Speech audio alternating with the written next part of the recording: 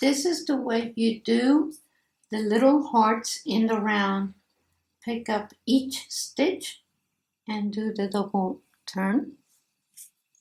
So again, on each stitch, double turn, on each stitch, double turn, throughout until you get to the beginning of the next round. On round number 2, you're going to pick up that stitch purlwise and unravel it.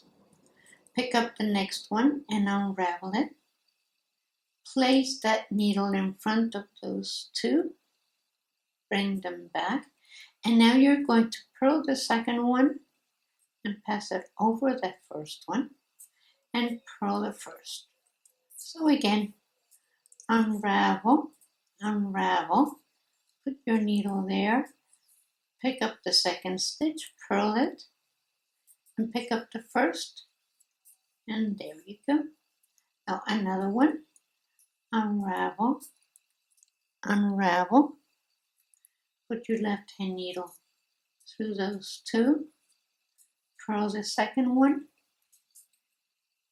and then purl the first.